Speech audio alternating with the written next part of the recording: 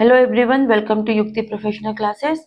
इस वीडियो में हम स्पेसिफिक रिलीफ एक्ट के एमसीक्यूज देखने जा रहे हैं। अगर आपने मेरे चैनल को सब्सक्राइब नहीं किया है तो मेरे चैनल को सब्सक्राइब शेयर लाइक जरूर करिए। चलिए स्टार्ट करते हैं। The specific relief act extend to the which of the following reason. तो कहाँ पर ये लागू है ये पूछा गया है, तो ये पूरे भारत में लागू किया गया है। तो ये सारे जो है पूरे भारत में है। सेक्शन 1 सब सेक्शन 2 इसके बारे में बोलता है। ठीक है, और मतलब पहले जम्मू एंड कश्मीर पे नहीं था, लेकिन जब से आर्टिकल 370 मतलब हटा दिया गया है तब से ये लागू हो गया है। नेक्स्ट है, as per the specific relief act the terms obligation includes. तो सेक्शन 2 सब क्लॉज जो ए है उसमें इसके बारे में दिया गया है, ऑब्लिगेशन के बारे में।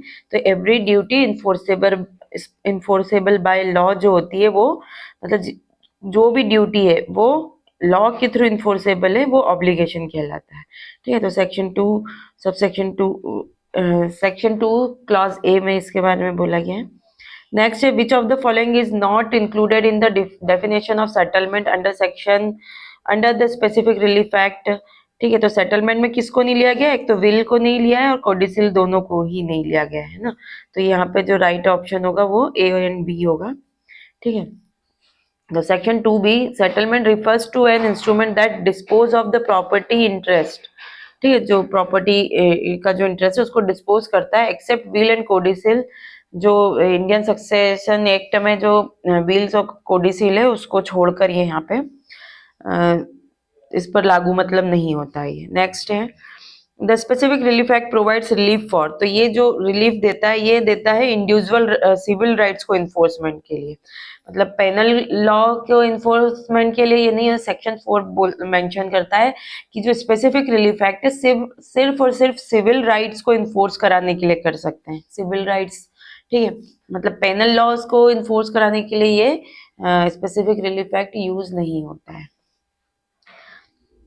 According to Section 4, specific relief is only granted to enforce civil rights, not for enforcing penal laws. Next, a person dispossessed of immovable property can file suit within how many months?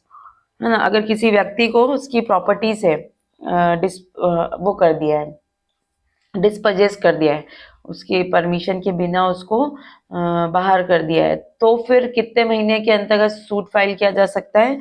तो ये 6 month के अंदर file किया जा सकता है। 6 महीने के बाद इसके पोजीशन वापस लेने के लिए सूट फाइल नहीं किया जा सकता है।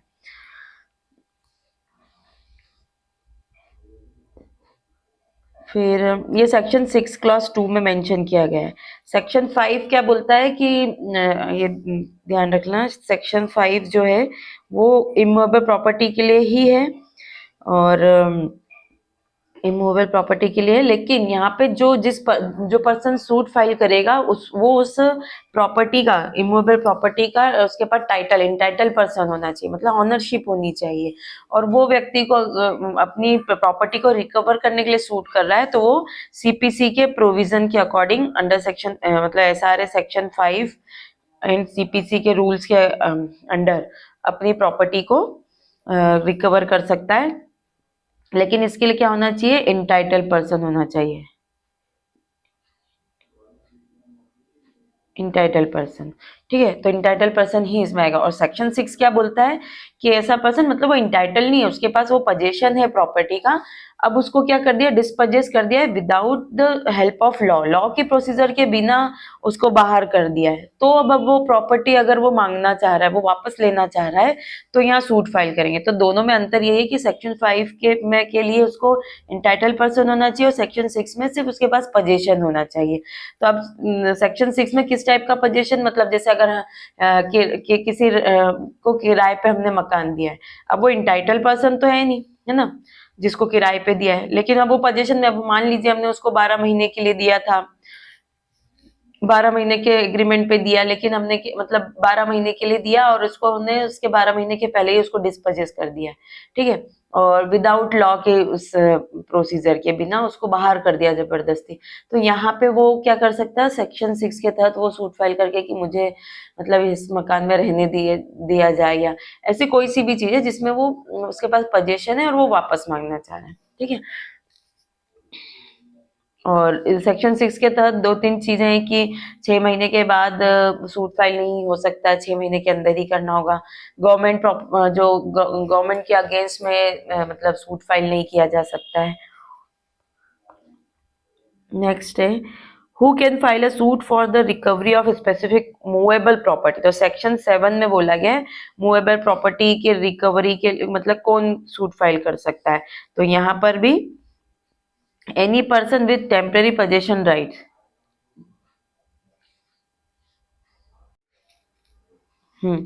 तो यहाँ पे जो है सेक्शन 7 क्या बोलता है कि जो इंटाइटल पर्सन है मूवेबल प्रॉपर्टी का, जो इंटाइटल पर्सन है वो यहाँ पे सूट फाइल कर सकता है अपनी प्रॉपर्टी को रिकवर करने के लिए अंडर सीपीसी के प्रोविजन के अकॉर्डिंग। लेकिन इसमें इसके एक्सप्लेनेशन में दिया है कि ऐसा पर्सन भी, क्योंकि इंटाइटल पर्सन बोला है क्लियरली, लेकिन यहाँ एक्सप्लेनेशन में दिया है ऐसा पर्सन भी जिसको किसी ट्रस्ट के तहत ये राइट दिया गया है ना, मतलब ट्रस्टी अगर है किसी को प्रॉपर्टी दी है एज अ ट्रस्ट है ना, ट्रस्टी के रूप में उस प्रॉपर्टी को संभाल रहा है उस मूवेबल प्रॉपर्टी को, तो यहाँ पे वो ट्रस्टी को भी राइट है कि वो मूवेबल प्रॉपर्टी की रिकवरी के लिए सूट फाइल कर सकता है। दूसरा जो इसका एक्सप्लेनेशन बोलता है कि अगर कोई पर्सन जिसको टेम्परेरी राइट दिया गया है या फिर किसी अथॉरिटी के स्पेशल राइट दिया गया है कि वो सूट फाइल कर सकता है रिकवरी के लिए, तो यहाँ पर ये according explanation temporary possession right, मतलब टेम्परेरी किसी व्यक्ति को राइट दिया है कि वो सूट फाइल कर सकता है, तो यहाँ पे वो सूट फाइल कर सकता है। ठीक है, क्योंकि यहाँ लिखा है केवल स्वामी, तो केवल स्वामी नहीं, ये अगर होता कि इंटाइटल पर्सन या ऑनर तो ये एक हमारे लिए सही होता, लेकिन यहाँ ओनली लग गया, इसलिए सिर्फ ओनली नहीं है, इसमें 3 चीजों लोगों के लिए बात की गई है। एक तो इंटाइटल पर्सन के लिए मतलब ऑनरशिप है जिसके बाद, दूसरा जिसको ट्रस्ट के रूप में प्रॉपर्टी, ट्रस्टी के रूप में प्रॉपर्टी दी गई है, और तीसरा जो है जिसको टेम्परेरी राइट या स्पेशल राइट के तहत ये राइट दिया गया है कि वो सूट फाइल कर सकता है। नेक्स्ट है under section 6 of the specific relief act a suit for recovery of position can be filed if a person is disposes of his property without his consent. तो even if he does not have, मतलब ऐसा व्यक्ति भी section 6 में suit file कर सकता है immovable property की रिकवरी के लिए जिसके पास ऑनरशिप नहीं है लेकिन वो सिर्फ पोजेशन में है। सेक्शन 6 यही बोलता है 5 पोजेशन ऑनरशिप के लिए बोलता है और 6 सिर्फ पोजेशन के लिए बोलता है।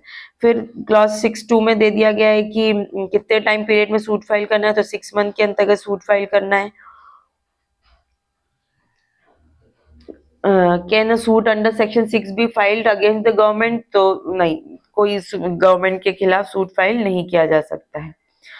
क्लॉज 6 सेक्शन 6 क्लॉज 2 का बी क्लॉज ये बोलता है।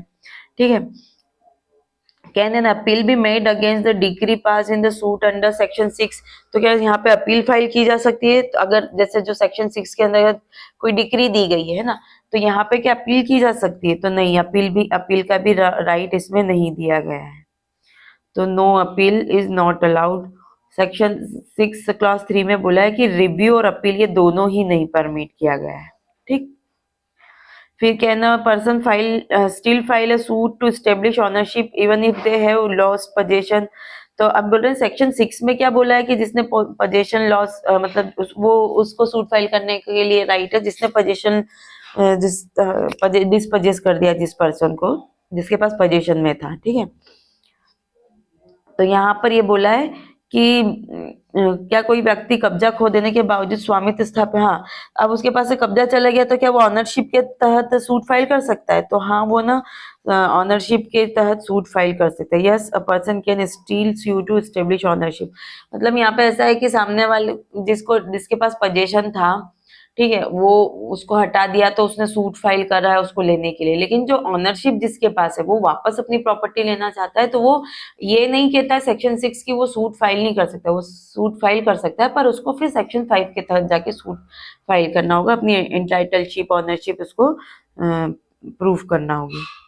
तो यहाँ वो रेस्ट्रिक्ट नहीं करता। According to section 6 clause 4 this provision does not prevent a person from filing a suit to establish ownership and recover position through ownership claim. तो यहाँ पे उसको रोका नहीं गया कि वो अपनी ऑनरशिप को साबित करके उसको ले ले प्रॉपर्टी को, है ना, सेक्शन 6 ऐसा रोकता नहीं है।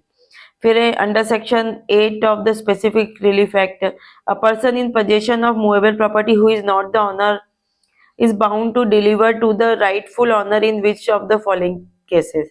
तो अब ऐसा बोला, देखो सेक्शन 7 में क्या था, इंटाइटल पर्सन था जिसके पास ऑनरशिप है, उसको रिकवरी करना है मूवेबल प्रॉपर्टी के लिए, ठीक है, स्पेशल राइट और टेम्पररी राइट के तहत, और एक ट्रस्टी के रूप में जो है उसके तहत वो अपनी प्रॉपर्टी रिकवर कर सकता है। लेकिन सेक्शन 8 में क्या बोला है कि उसके पास पोजेशन, मतलब उसके जिस पर्सन के पास, जो ऑनर तो नहीं है लेकिन उसके पास पोजेशन है, पर उसको वो उसको वापस वो देना होगा उस पर्सन को जो उसका हकदार है ना, मूवेबल प्रॉपर्टी है। तो किस केस में, इसमें 4 केस दिए कि उस 4 केस में उसको प्रॉपर्टी देनी होगी, जो उसका इमीडिएट जो उसका राइट पर्सन है उसको। तो किस किस केस में देना है? व्हेन द जो डिफेंडेंट होल्ड, डिफेंडेंट के पास जो प्रॉपर्टी उसने होल्ड कैसे कर रखी है, एक एजेंट के रूप में कर सकती है, ट्रस्टी के रूप में कर रखी है प्लेंटिफ के, तो जिसने सूट फाइल कर रहा है उसके ट्रस्टी के रूप में या एजेंट के रूप में इसने प्रॉपर्टी कर रही है और वो दे नहीं रहा है, तो डिफेंडेंट से यहाँ पे रिकवर करने के लिए सूट फाइल किया जा सकता है। अब ये इसके पास पोजीशन में है और ये इसकी ये एंटाइटल पर्सन है कि इसको मिलना चाहिए, है ना। तो यहाँ पे अब ये इसके पास है तो इससे लेने के लिए यहाँ पे सूट फाइल कर सकता है अगर वो एजेंट या ट्रस्टी के रूप में उसके पास प्रॉपर्टी डिफेंडेंट के पास है। या फिर when monetary compensation is not an adequate remedy, मतलब जो अब ये कि सामने वाला बोल रहा है कि आप पैसा ले लो इस प्रॉपर्टी के जगह, है ना, तो पर नहीं, यहाँ पे ऐसा है कि कंपनसेशन अगर दे रहे हैं पर वो एडिक्वेट रेमेडी नहीं दे रहा है हमें, मतलब उससे हमको रिलीफ नहीं मिलेगा कि पैसा ही सब कुछ नहीं है उनके लिए, ठीक है। तो ऐसी अगर कोई सी चीज है जिसके लिए सूट फाइल कर सकता है वो, मतलब उनके बीच कॉन्ट्रैक्ट हुआ कोई पर्टिकुलर चीज बेचने के लिए और फिर वो कॉन्ट्रैक्ट को फुलफिल नहीं कर रहा है, तो ये कहकर कि मैं इसकी जगह मॉनेटरी कंपनसेशन दे दूंगा। तो अब जिसको मॉनेटरी कंपनसेशन दे रहा है वो ये प्रूफ कर दे कि नहीं, कोई एडिक्वेट रिलीफ नहीं मिल रहा है मुझे इससे, मुझे तो वो प्रॉपर्टी ही चाहिए, तो ये मतलब है ना, जो मूवेबल प्रॉपर्टी वो ही चाहिए। तो यहाँ पे अगर ये प्रूफ कर देता है कि एडिक्वेट रिलीफ रेमेडी नहीं है तो यहाँ पे दिया जाएगा। When it is difficult to ascertain the actual damage caused by its loss, ये एक्चुअल डैमेज कितना हुआ ये पता करना, अगर जो लॉस हुआ है ये मुश्किल है तो भी वहाँ पे प्रॉपर्टी ही प्रोवाइड की जाएगी, ठीक है। और तो यहाँ पे जो राइट ऑप्शन होगा all of the above, all of the above यहाँ पे आ जाएगा। और जो फोर्थ क्लास था उसमें, फोर्थ क्लास में दिया था कि possession was wrongfully taken from the plaintiff, और प्लेंटिफ से है ना धोखे से ले ली गई थी। तो इन 4 क्लॉज में क्या है, उसको प्रॉपर्टी देना पड़ेगा इंटाइटल पर्सन को। नेक्स्ट है under section 9 of the SRA which of the following is true regarding defence in suits for specific performance of contract.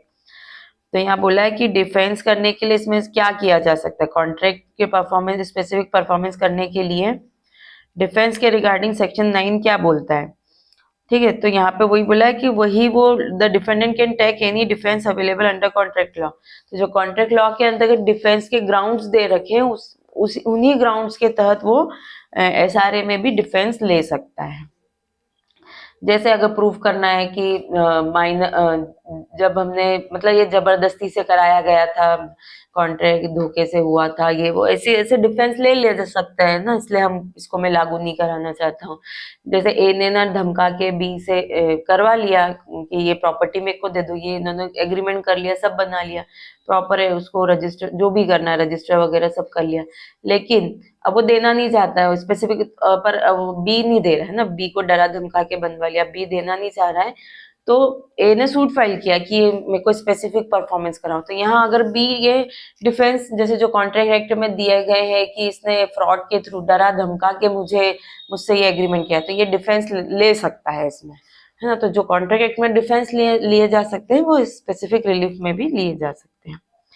Next है under section 10 which contract can be specifically enforce by the court, कौन court है ना किस contract को enforce कर सकता है, specifically enforce कर सकता है। तो जो contract that satisfy condition under section 11, 14 और 16 इनको वो करता है, मतलब इन सबको छोड़कर जितने भी स्पेसिफिक मतलब जो भी कॉन्ट्रैक्ट है वो उनका स्पेसिफिक इन्फोर्समेंट कराया जा सकता है, ठीक है। तो ये एक्सेप्शन है, सेक्शन 11 में क्या दिया है कि ट्रस्ट के जो ट्रस्ट का जो क्राइटेरिया है, मतलब जो राइट है, उससे बाहर जाके काम अगर किया जाता है तो ऐसे, मतलब उससे बाहर जाकर अगर कोई एग्रीमेंट किया, मतलब उसकी जो लिमिट है, उसकी जो पावर है, उससे बाहर जाके कोई कॉन्ट्रैक्ट किया गया है ना, तो ऐसे कॉन्ट्रैक्ट को इन्फोर्स नहीं कराया जा सकता है। सेक्शन 14 में कुछ ग्राउंड्स दिए हैं कि ऐसे अगर इस टाइप के अगर कोई कॉन्ट्रैक्ट किए जाते हैं वो इन्फोर्स नहीं कराए जा सकते। और 16 में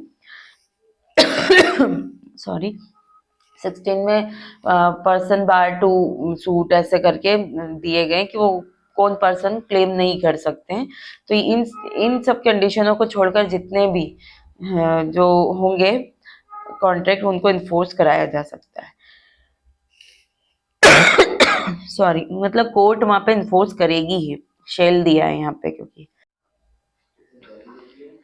नेक्स्ट क्वेश्चन है, according to section 11 subsection 1 specific performance of contract is enforceable when, तो वो अगर it's involve the trust obligation, अगर वो ट्रस्ट के दायित्व से जुड़ा हुआ है, ट्रस्ट में जो दिए गए हैं उसकी जो डीड वगैरह बनी है जिसमें जो डिसाइड किया गया उसके अकॉर्डिंग है, तो वो इन्फोर्स किए जा सकते हैं। ठीक है, फिर under section 11 subsection 2 which of the following contract can not be specifically enforce, तो ये हमने सेक्शन 10 में देखा था कि कौन से इन्फोर्स कराया जा सकते हैं। तो एक्सेप्ट जो 11 सब क्लॉज 2, 14 और 16, इनको छोड़कर जितने भी है वो और सेक्शन 20 भी उसमें शामिल है, इन सब कुछ छोड़कर जो भी कॉन्ट्रैक्ट है वो परफॉर्म करवाए जा सकते हैं, स्पेसिफिक परफॉर्मेंस कराया जा सकता है। तो यहाँ पे सेक्शन 2 में यही कि जो बियॉन्ड द पावर, जो कॉन्ट्रैक्ट है उसके ट्रस्टी बियॉन्ड हिज पावर जो होगा वो इसमें आ जाएगा। तो यहाँ राइट ऑप्शन जो है, क्योंकि यहाँ ना ये क्वेश्चन में देखिए पूछा अंडर सेक्शन 11(2) है, तो यहाँ पे ये सही right answer, contract made by a trustee beyond his power, तो उसके अकॉर्डिंग तो यही आएगा, following contract can not be specific perform. लेकिन अगर ये नहीं होता और बोला विच of the following contract can not be perform, तो फिर यहाँ ऑल ऑफ द अबव आएगा, क्योंकि यहाँ पे जो पर्सनल स्किल पर डिपेंडिंग कॉन्ट्रैक्ट है तो वो नहीं कराया जा सकता है। ऐसे अगर कोई जहाँ पर कोर्ट को क्या है सुपरविजन करना, कॉन्ट्रैक्ट्स रिक्वायरिंग कंटिन्यूअस सुपरविजन, जो कोर्ट को सुपरविजन करने की यहाँ पे बोला गया कि वो ऐसे कॉन्ट्रैक्ट है जिसमें कंटिन्यूस आपको उस पर निगरानी ही रखनी पड़ेगी, ऐसे अगर कॉन्ट्रैक्ट है उनको स्पेसिफिक परफॉर्म नहीं कराया जा सकता है। तो ऑल ऑफ द अबव आएगा, लेकिन इस पर्टिकुलर जो क्वेश्चन में है हमारा राइट आंसर ए आएगा, यहाँ ऑल ऑफ द अबव नहीं आएगा, और अगर ये नहीं है तो फिर ऑल ऑफ द अबव आएगा। नेक्स्ट है, क्योंकि ये ग्राउंड्स जो है ना ये सेक्शन 14 का ग्राउंड है और ये भी 14 का है। नेक्स्ट है, under which condition can court direct the specific performance of only a part of a contract, तो जो सेक्शन 12 में बोला गया है कि पार्ट परफॉर्मेंस जनरली तो नहीं कराया जाएगा, लेकिन कराया जाएगा सेक्शन 12 के तहत ही कराया जा सकता है। ठीक है, तो ऐसे वाले कॉन्ट्रैक्ट जो अनपरफॉर्म्ड रह गए उससे रिलेटेड है, तो यहाँ पे है when the unperformed part is minor and can be compensate in money, तो इसको पार्ट परफॉर्मेंस कराया जा सकता है। मतलब यहाँ पे सेक्शन 12 जो है ना, सेक्शन 12 पार्ट परफॉर्मेंस के बारे में बात करता है कि पार्ट परफॉर्मेंस कराया जा सकता है, लेकिन अंडर सेक्शन 12 पर किस कंडीशन में, तो क्लॉज 2 में ये बोला गया है कि अगर जो अनपरफॉर्म पार्ट है, मतलब ये पूरा मान लीजिए काम है ना, ये हमारा कोई वर्क है कॉन्ट्रैक्ट का, अब इसमें बोला है कि ये 20% तो मतलब 80% वर्क हो चुका है, परफॉर्म्ड हो चुका है, लेकिन 20% परफॉर्म नहीं हुआ है ना, और उसको अगर इस 20% के लिए अगर पैसा दे दिया जाए, कंपनसेट कर दिया जाए, जहाँ पे मतलब कंपनसेशन दिया जा सकता है, तो अगर ऐसी अगर कोई कंडीशन है तो दोनों में से भी, मतलब पार्टीज जो है ए और बी, इनमें से कोई भी सूट फाइल कर सकता है कोर्ट में, और कोर्ट उनको बोल सकता है कि ठीक है आप इतना ही जो काम हुआ है उसको एक्सेप्ट कर लीजिए और बाकी काम के लिए कंपनसेशन ले लीजिए। तो यहाँ ये पार्ट परफॉर्मेंस को अभी स्पेसिफिक परफॉर्मेंस कराया जा सकता है। जनरली क्या होगा, पूरे ही काम के लिए कि पूरा 100% के काम के लिए ही हम स्पेसिफिक परफॉर्मेंस करा सकते हैं, लेकिन कुछ ऐसी दशाएं जहाँ पे 80% ही हुआ और उसके बाद अब जो करने वाला है वो कर नहीं सकता, अनेबल हो गया या कुछ ऐसी चीज होगी जिसके कारण ये 20% फुलफिल नहीं कर सकते, लेकिन इसके लिए कंपनसेशन दिया जा सकता है, ठीक है। तो फिर यहाँ पे पार्ट परफॉर्मेंस किया जा सकता है। According to section 12 subsection 2, if a party cannot perform the whole contract but the unperformed portion of minor in value and can be compensated in money, the court may enforce a specific performance of the remaining portion and grant monetary compensation. तो ये ऐसा कर सकते हैं. Next है, if a person contract to sell property but does not have a valid title, what can purchaser do? तो यहाँ बोला है कि अगर कोई व्यक्ति ने मतलब कॉन्ट्रैक्ट किया है सेल प्रॉपर्टी का, लेकिन उसके पास कोई वैलिड टाइटल नहीं है, मतलब वो उस प्रॉपर्टी का ऑनरशिप नहीं है ना, और उसके पास ऑनरशिप नहीं है टाइटल, और वो फिर भी प्रॉपर्टी को सेल करने का वो कर देता है, कॉन्ट्रैक्ट बना लेता है, तो फिर यहाँ पे परचेसर क्या कर सकता है? तो परचेसर क्या कर सकता है? Compel the seller to acquire and convey the title. तो उसको कंपेल कर सकता है कि तुम कैसे भी उसको एक्वायर करो और उसको फिर वो टाइटल दो, है ना। तो उसमें सेक्शन 13 में कुछ ग्राउंड्स दे रखे हैं जिसके आधार पे वो ऐसा कर सकता है। तो क्लॉज ए में बोला है 13 subsection 1A, the seller acquires an interest in the property after entering into the contract. मतलब यहाँ ऐसा है कि जब उसने कॉन्ट्रैक्ट किया था तब तो उसके पास राइट नहीं था, ठीक है, लेकिन कॉन्ट्रैक्ट करने के बाद उस सेलर के पास वो राइट आ गया, है ना। अब वो सेलर ये बोल के पीछे नहीं हट सकता है कि जब मैंने कॉन्ट्रैक्ट किया था तो मेरे पास ये राइट ही नहीं था, तो मैं ये प्रॉपर्टी नहीं दूंगा। मतलब कॉन्ट्रैक्ट करने के बाद उसके पास, सेलर के पास राइट आ गया, तो वो डिनाई नहीं कर सकता है, ठीक है। तो उसको यहाँ मना नहीं करने दिया जाएगा, एक तरीके से स्टॉपल का रूल मान लीजिए। तो यहाँ पे उसको मना नहीं किया जाएगा। वो उसके पास जब बाद में अगर आया है एक्वायर, तो यहाँ पे परचेसर उसको बोल सकता है कि कंपेल करेगा कि तुम मुझे ये प्रॉपर्टी दो, है ना। तो यहाँ पे सेलर को डिनाई करने से रोक दिया जाएगा कि मैंने जब कॉन्ट्रैक्ट किया था तब मैं इंटाइटल पर्सन नहीं था, मेरे पास वो प्रॉपर्टी का राइट नहीं था, तो मैं अब नहीं दूंगा। नहीं, उसने अगर करा है और उसके पास अब राइट बाद में आया है तो वो उसको कंपेल किया जा सकता है। ये सेक्शन 13 क्लॉज 1 में दिया गया है, ठीक है। नेक्स्ट है, when will a person be consider unable to perform the whole contract as per section 12। तो यहाँ यही पूछा है कि कब सेक्शन 12 के अकॉर्डिंग बोला जाएगा कि unable to perform the whole contract, पूरा कॉन्ट्रैक्ट को पूरा करने में, है ना, परफॉर्म करने में वो अनेबल है। तो कब बोला जाएगा? If part of the subject matter of the contract cease to exist. मतलब क्या हुआ कि वो एग्जिस्ट, मतलब जो वो मैटर था, सब्जेक्ट मैटर, वो उसका एग्जिस्टेंस खत्म हो गया है, ठीक है, तब जाके बोलते कि परफॉर्म नहीं कर सकता है। A person shall be deemed unable to perform the whole contract if a portion of the subject matter cease to exist at the time of performance. तो परफॉर्मेंस के समय उसका एग्जिस्टेंस खत्म हो गया, तो इस वजह से वो कंप्लीट परफॉर्म नहीं हो पाएगा। नेक्स्ट है, if a vendors use for specific performance but lakhs title, what remedy does the defendant have. अगर स्पेसिफिक परफॉर्मेंस के मतलब किसी जो सेलर है उसने सूट फाइल कर, मतलब उसने क्या करा, कॉन्ट्रैक्ट कर लिया, अब वो इंटाइटल पर्सन नहीं, उसके पास इंटाइटल वो नहीं था। पहला वाले हमने देखा था कि उसके पास बाद में वो राइट आ गया कि वो उसका ऑनर बन गया और उसके, तो वो वहाँ कंपेल किया। लेकिन यहाँ पे कि अब उसके पास लेक टाइटल उसके पास है ही नहीं, आया ही नहीं, उसने कॉन्ट्रैक्ट तो कर लिया लेकिन उसके पास टाइटल ही नहीं रहा, तो क्या होगा? तो यहाँ पे जो उसको पैसा दिया गया ना वो वापस, जो डिफेंडेंट क्या कर सकता है, कैन क्लेम अ रिटर्न और डिपॉजिट विद द इंटरेस्ट, ठीक है। तो यहाँ पर वापस उसको मतलब जो तो यहाँ पे जो परचेसर रहेगा, है ना, तो अब क्योंकि स्पेसिफिक परफॉर्मेंस के लिए सूट फाइल किया गया है, अब वो वेंडर के पास, जो सेलर है उसके पास लैक ऑफ टाइटल था, तो इस वजह से वो प्रॉपर्टी नहीं दे सकता है। तो यहाँ पे जो भी पैसा दिया गया था, डिपॉजिट किया गया था, वो इंटरेस्ट के साथ वापस और लिटिगेशन कॉस्ट वगैरह जो लगी है उसके साथ वापस देना होगा, ठीक है। नेक्स्ट है, when can the court enforce specific performance of separate part of a contract. तो ये when that part can and ought to be specifically performed, मतलब ऐसा कोई कॉन्ट्रैक्ट था जिसमें आधा तो इन्फोर्स कराया जा सकता, मतलब उसमें कुछ पार्ट तो ऐसा है कि जो इन्फोर्स कराया जा सकता है, कुछ पार्ट ऐसा है कि जो इन्फोर्स नहीं कराया जा सकता है। तो यहाँ पे ये बोला है कि स्पेसिफिकली परफॉर्म, मतलब जिसका किया जा सकता है उस वाले को पार्ट, जिस पार्ट का किया जा सकता है उस पार्ट का स्पेसिफिक परफॉर्मेंस करा लिया जाएगा।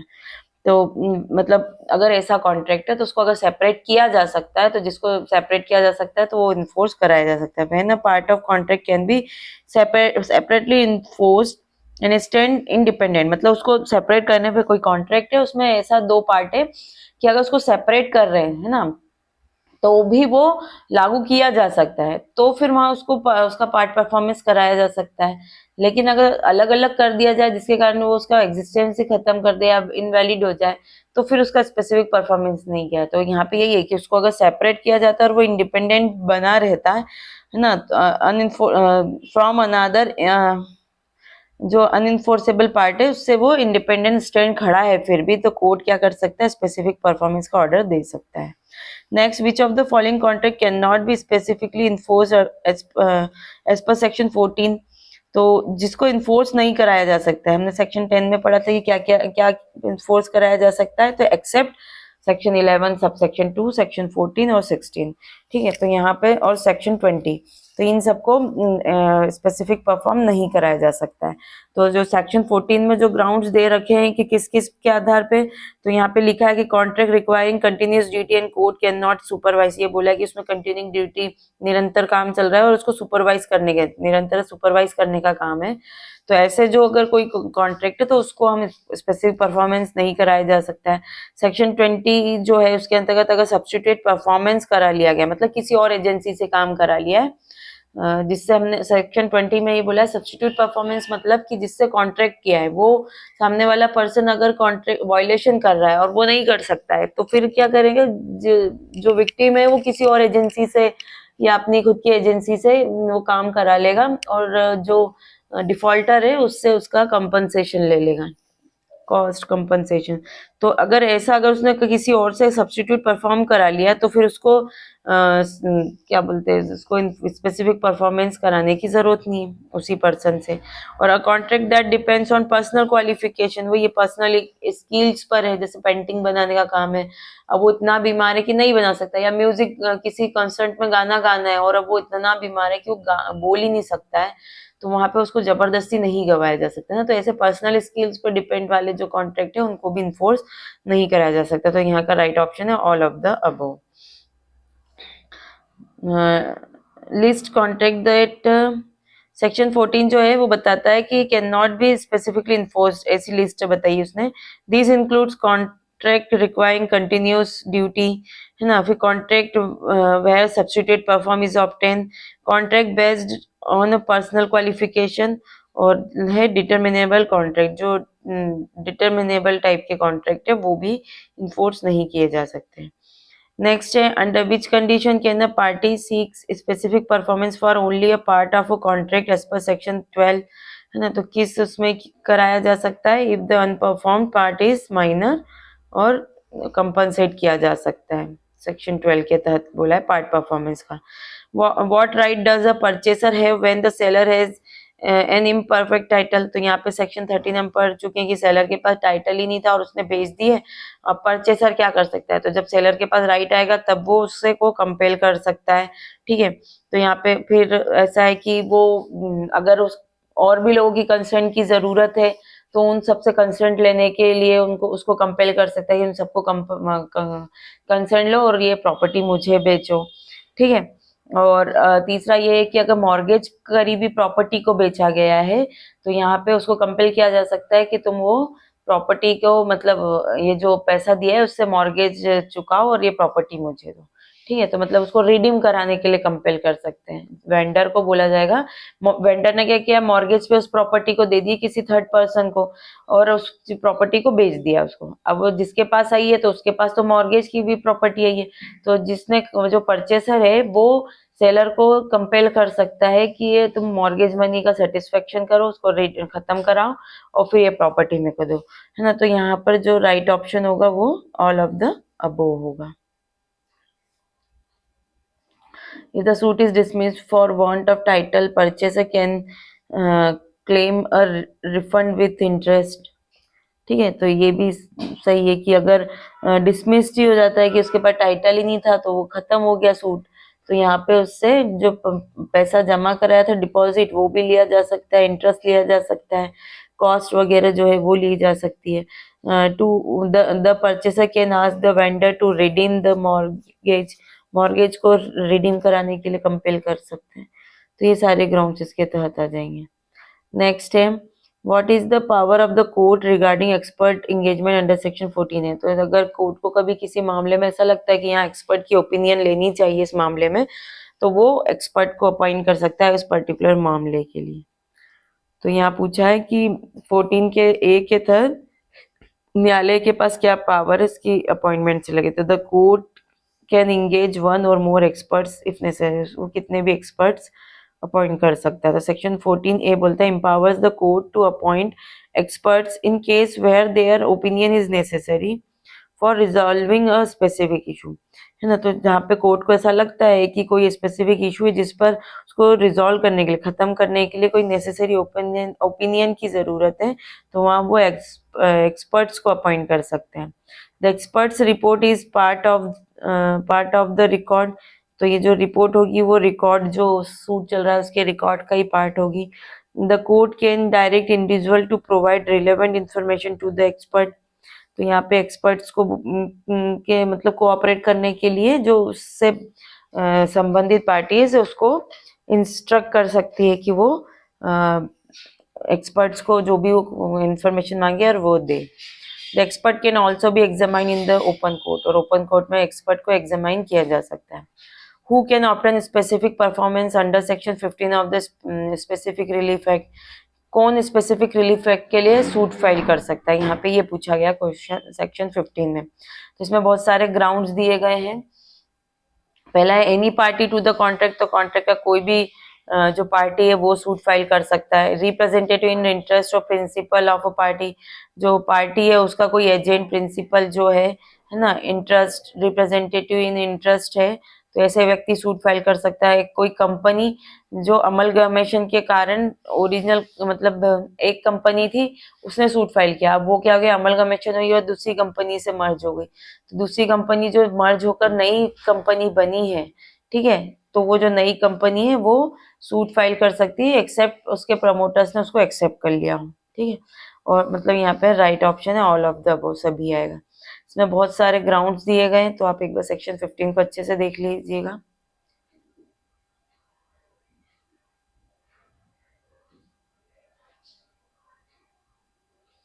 नेक्स्ट है which of the following contracts can not be specifically enforce है दिस. सेक्शन 14 में हमने 4 ग्राउंड्स देखे थे. अगर सेक्शन 20 के तहत अगर सब्स्टिट्यूट परफॉर्मेंस करा लिया है तो वो इन्फोर्स नहीं कराया जा सकता है. फिर अगर पर्सनल स्किल पर डिपेंड है कॉन्ट्रैक्ट, या फिर जो कंटिन्यूस सुपरविजन के लिए है और कोर्ट उस पर निगरानी रखे तो वो नहीं इन्फोर्स कराया जा सकता. और एक डिटर्मिनेबल नेचर का अगर है तो वो भी नहीं किया जा सकता. तो यहाँ right option all of the above आ जाएगा, है ना. सेक्शन 14A में जो था एक्सपर्ट के अपॉइंटमेंट से रिलेटेड है ना. तो न्यायालय की क्या भूमिका होती है, वो एक से ज्यादा जब भी जरूरत हो वो अपॉइंट कर सकते हैं. तो द कोर्ट में engage experts and secure their attendance for evidence. Evidence के लिए उसको सिक्योर किया जा सकता है. नेक्स्ट है who can obtain specific performance of contract as per section 15. ठीक है, तो ये हम देख चुके थे. तो इसमें एनी पार्टी था, amalgamated to another, representative in interest of a party. फिर जैसे LLP है, लिमिटेड लायबिलिटी पार्टनरशिप, इस ALLP ने कॉन्ट्रैक्ट किया, ठीक है, अब वो मर्ज होकर BLLP में मर्ज हो गई. तो ये जब मर्ज होके जब CLLP बनी, थर्ड मतलब जो नाम है, तो यहाँ पे ये सूट मतलब ये यहाँ पर उसका स्पेसिफिक परफॉर्मेंस के लिए सूट फाइल कर सकते हैं.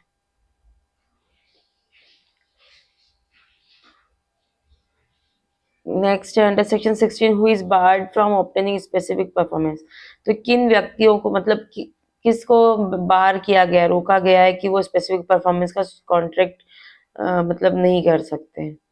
ठीक है, तो यहाँ पे जो राइट ऑप्शन है कि जिसने एक तो सब्स्टिट्यूट परफॉर्मेंस करा लिया है तो फिर उसको स्पेसिफिक परफॉर्मेंस के लिए कंपेल नहीं किया जा सकता है, ठीक है। फिर ऐसा पर्सन भी जिसने person who has violated essential terms of the contract, और जो a person who fails to prove readiness and willingness to perform the contract, मतलब वो ये साबित करने में मतलब असफल रहा कि वो उसकी इच्छा भी थी, वो तैयार था और उसकी इच्छा भी थी वो कॉन्ट्रैक्ट परफॉर्म करने की, लेकिन उस कॉन्ट्रैक्ट का वायलेशन हो गया। तो ऐसे अगर जो ग्राउंड से person who fails to prove readiness, मतलब वो उसकी इच्छा तत्परता साबित करने में कि वो ऐसा कॉन्ट्रैक्ट पूरा कराना चाहता है, ये साबित करने में असफल रहता है, तो ऑल ऑफ द अबव यहाँ राइट ऑप्शन होगा। नेक्स्ट है under section 17 a contract to sell property can not be specifically enforce if the seller. तो 17 के तहत बोला है अगर बेचने का अनुबंध कर दिया, संपत्ति के बेचने का अनुबंध कर दिया है, तो वो विशेष रूप से प्रवर्तनीय नहीं किया जा सकता यदि विक्रेता, तो उसको इन्फोर्स नहीं कराया जा सकता है यदि जो सेलर है संपत्ति पर स्पष्ट स्वामित्व नहीं रखता है, ठीक है। तो यहाँ पे स्पेसिफिक मतलब जो विशेष रूप से प्रवर्तनीय नहीं किया जा सकता है। knows that he does not own the property but still contracts to sell it, मतलब यहाँ पे ये कि ये जानते हुए कि वो संपत्ति का मालिक नहीं है फिर भी बेचने के लिए अनुबंध करता है।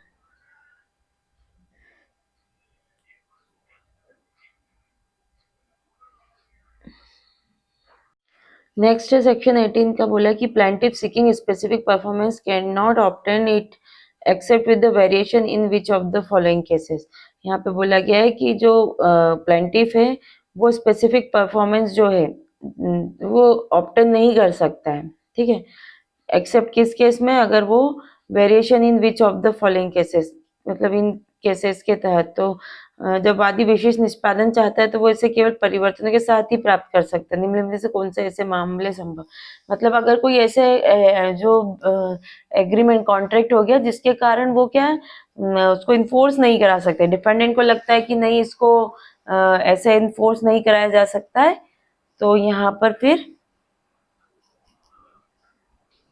मतलब वो कॉन्ट्रैक्ट को ऐसे ही लागू नहीं करा जा सकता, उसमें कुछ चेंजेस की जरूरत है या फिर बनने के बाद उसमें वेरिएशन कर दिए गए थे। तो ऐसे मामलों में सेक्शन 18 बोलता है कि जब तक उसमें चेंजेस नहीं हो जाते उस एग्रीमेंट में तब तक वो इन्फोर्स नहीं कराया जा सकता है। तो यहाँ पूछा गया where the written contract is different from what the parties originally agreed due to fraud और मिस्टेक, है ना। तो यहाँ पे जो उनके बीच में लिखित में जो एग्रीमेंट हुआ था, अब उनकी जो सहमत शर्तें थी वो वैसी नहीं, धोखाधड़ी या त्रुटि के कारण उसमें कुछ चेंजेस कर दिया किसी ने, तो फिर यहाँ पे डिपेंडेंट बोलेगा कि चेंज करो उस एग्रीमेंट को, फिर उसको इन्फोर्स कराएंगे।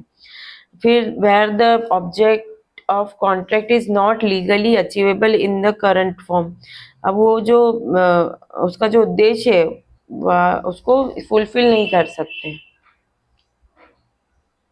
और where the parties have agree to vary the contract terms and execution, है ना, और पार्टीज अगर उस पर एग्री हो जाते हैं कि उसके टर्म्स और एग्जीक्यूशन के जो टर्म्स वगैरह है उसको चेंज किया जाना चाहिए, तो इन सब केस में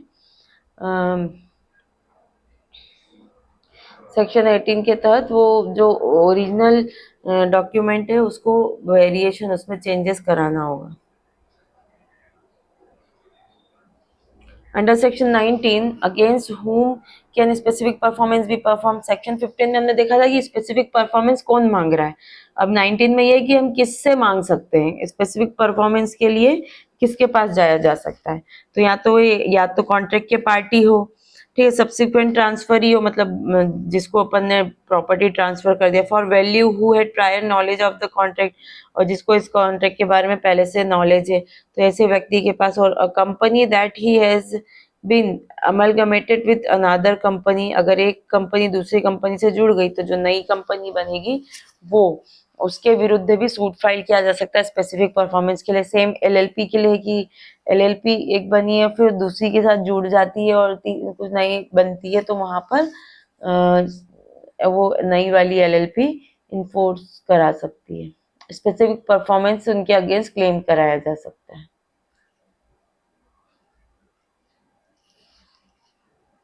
तो यहाँ राइट ऑप्शन जो होगा, राइट ऑप्शन है ऑल ऑफ द अबव।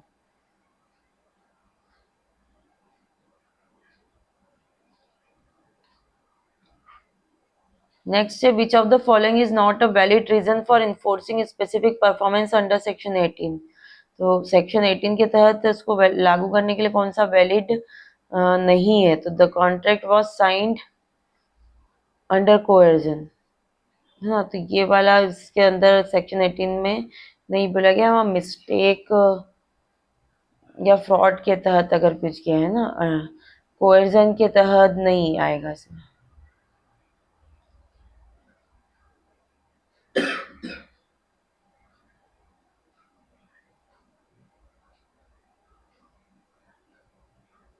तो ये वैलिड रीजन नहीं है, ठीक है। और ये वैलिड रीजन है कि रिटर्न कॉन्ट्रैक्ट जो है वो ओमिट करता है एसेंशियल टर्म्स को, इसलिए उसको वेरी करना चाहिए और फिर इन्फोर्स कराएंगे। The contract was Altered by mutual agreement, उन्होंने म्यूचुअल एग्रीमेंट के द्वारा अल्टर कर दिया था। और the contract does not produce the intended legal effect, कोई कानूनी प्रभाव उत्पन्न नहीं करता है।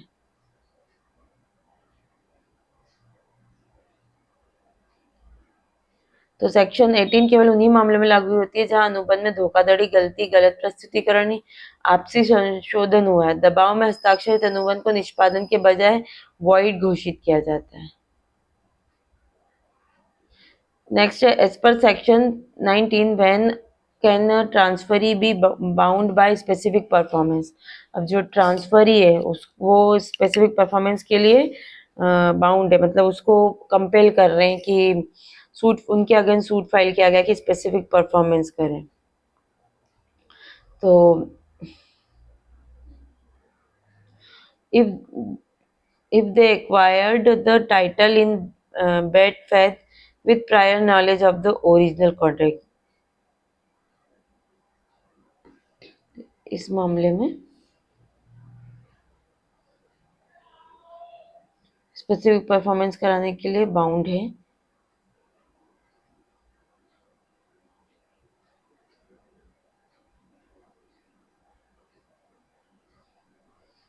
नेक्स्ट है if a company enters into a contract before its incorporation under what condition can the company enforce it as per section 19। मतलब कोई कंपनी ने क्या करा, कॉन्ट्रैक्ट किया किसी के साथ, लेकिन अभी इनकॉर्पोरेट नहीं हुई है कंपनी, तो व्हाट कंडीशन के अंदर company enforce it as per section 19। तो क्या इन्फोर्स कर सकता है? सेक्शन 19 के अकॉर्डिंग पूछा गया है। तो यहाँ पे इन दो केस में कि if the contract aligns with the company's incorporation objective और if the company formally accept and communicate acceptance of the contract. तो इस केस में इनकॉर्पोरेशन के पहले ही अगर कोई कंपनी ने कॉन्ट्रैक्ट किया है तो उसको सेक्शन 19 के तहत इन्फोर्स कराया जा सकता है। किस आधार पर? कि जो कॉन्ट्रैक्ट है वो कंपनी के इनकॉर्पोरेशन ऑब्जेक्टिव्स के अनुरूप ही होना चाहिए, मतलब कंपनी में जो ऑब्जेक्टिव्स दिए उसके अकॉर्डिंग ऑब्जेक्ट क्लॉज जो दे रखा है। और दूसरा if contract aligns with the company's incorporation objective और इसके रजिस्ट्रेशन से रिलेटेड ऑब्जेक्टिव्स, इन दो केस पर ये परफॉर्म इन्फोर्स कराया जा सकता है।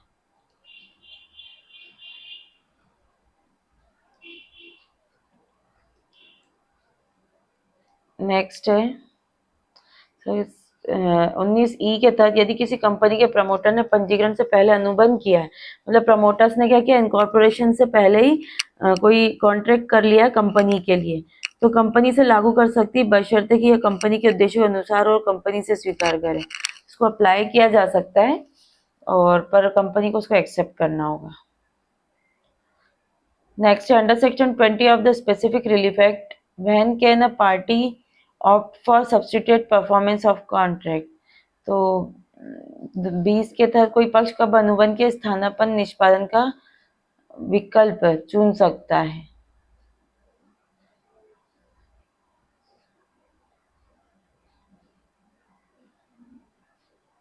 अगर सब्स्टिट्यूट परफॉर्मेंस के लिए वो कब बोल सकता है?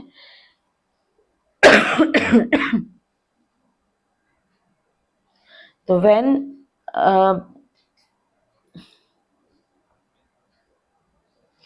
when a party fails to perform its promise, तो तब सब्स्टिट्यूट परफॉर्मेंस किसी और से लिया जा सकता है। Section 20 subclause 1 of the specific relief act allows the aggrieved party to opt for substitute performance through a third party or their own agency. If the other party fails to fulfill its contractual obligation, the defaulting party must bear the cost. मतलब यहाँ ये कि contract हुआ और B ने उसको fulfilment नहीं किया है ना, उसको कंप्लीट नहीं कर रहा है, तो यहाँ पे फिर क्या किया गया कि जो पीड़ित पक्षकार है तो वो या तो खुद या तो किसी दूसरी एजेंसी से, खुद की एजेंसी से वो काम करा सकती है और इस तरीके से सब्स्टिट्यूट परफॉर्मेंस ले सकती है। पर इसमें आगे if the other party fails to fulfill its contract, the defaulting party must bear the cost. ठीक है। What is the mandatory notice period before obtaining for substitute performance? तब जब substitute performance लिया जाता है क्या, जैसे ना क्या हुआ कि ए ने बी के साथ कॉन्ट्रैक्ट किया, ठीक है, अब बी उसको फुलफिल करने से मना कर देता है, अब ए एग्रीड पर्सन है, तो ये क्या करेगा, किसी सी नाम की एजेंसी से उस काम को कराना चाह रहा है, तो ये पहले क्या इसको एक नोटिस देगा, नोटिस देगा कम से कम 30 दिन का रिटर्न नोटिस देगा कि आप ये परफॉर्मेंस करा रहे हो, अगर आप नहीं परफॉर्म करते हो तो मैं सी से करा लूंगा, ठीक है। तो यहाँ पर क्या होगा कि ए को इस बात के लिए इंटीमेट करना पड़ेगा पहले कि मैं सब्स्टिट्यूट परफॉर्मेंस करा लूंगा, तो आप पहले मतलब उसको बी को इन्फॉर्म किया जाता है कि आप अगर करा सकते हो तो आप कराओ, नहीं तो मैं थर्ड किसी और से करा लूंगा। तो यहाँ पे सबसे जो नोटिस देनी होगी तो वो 30 दिन की यहाँ पे नोटिस देनी होगी। Section 20 subsection 2 of the SRA mandates that the aggrieved party must give a written notice at least 30 days to the defaulting party before opting for substitute performance, ठीक है। तो उसको सब्स्टिट्यूट परफॉर्मेंस करने से पहले उसको नोटिस देना होगा 30 दिन का, उसके बाद अगर वो फिर भी नहीं करता है तो वो थर्ड पर्सन से सब्स्टिट्यूट परफॉर्मेंस करा सकते हैं और फिर डिफॉल्टिंग पर्सन से कंपनसेशन चार्जेस जो भी एक्स्ट्रा लगे वो रिकवर कर सकता है। Can a party claim both substitute performance and specific performance simultaneously? बोला है कि सब्स्टिट्यूट परफॉर्मेंस भी करवा रहा है और स्पेसिफिक परफॉर्मेंस भी, तो नहीं अगर वो 20 के तहत कर लेगा तो फिर स्पेसिफिक परफॉर्मेंस नहीं कराया जा सकता। तो no one substitute perform is taken, अगर सब्स्टिट्यूट परफॉर्मेंस ले लिया गया तो स्पेसिफिक परफॉर्मेंस क्लेम नहीं किया जा सकता है ना। तो अगर सब्स्टिट्यूट परफॉर्मेंस ले लिया तो स्पेसिफिक परफॉर्मेंस कराने की जरूरत नहीं, तो ये अल्टरनेटली मतलब ऐसे साइमल्टेनियसली नहीं उसको क्लेम किया जा सकता है। What is the primary objective of Section 20A regarding infrastructure project? The infrastructure projects are related to ensure that no injunction delay infrastructure project। तो ये इंश्योर करना होगा सेक्शन 20A का कि कोई जो इंजंक्शन है वो किसी इंफ्रास्ट्रक्चर प्रोजेक्ट को डिले नहीं करेगा। मतलब क्या होता है कि बड़े बड़े प्रोजेक्ट बनते हैं तो कोई ना कोई इससे एग्री होता है, तो हर बार क्या ऐसे बड़ा इंफ्रास्ट्रक्चर प्रोजेक्ट बनते वक्त क्या इंजंक्शन ले लेते हैं जो एग्रीड पार्टी है, तो ऐसे में क्या होता है कि वहां का जब तक सूट चलता है तो कंस्ट्रक्शन बंद हो जाता है। तो यहाँ पर ये क्लियरली बोल दिया है कि मतलब किसी भी इंजंक्शन की वजह से इंफ्रास्ट्रक्चर प्रोजेक्ट को डिले नहीं किया जाएगा।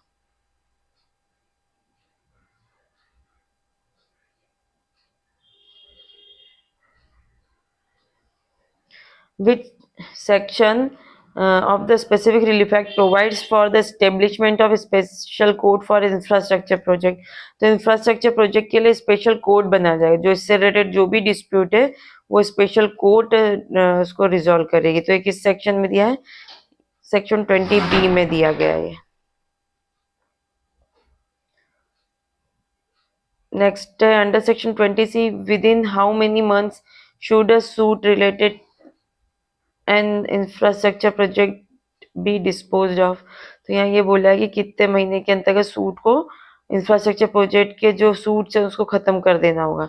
तो 6 महीने के अंतर्गत इसको खत्म कर देना होगा।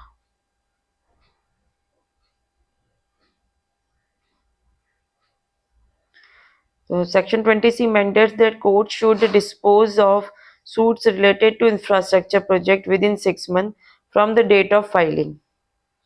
This provision ensure that critical projects are not delayed due to prolonged litigation. मतलब litigation के कारण कोई भी इंफ्रास्ट्रक्चर का प्रोजेक्ट रोका नहीं जाएगा, इसलिए इस सेक्शन को इंट्रोड्यूस किया गया था।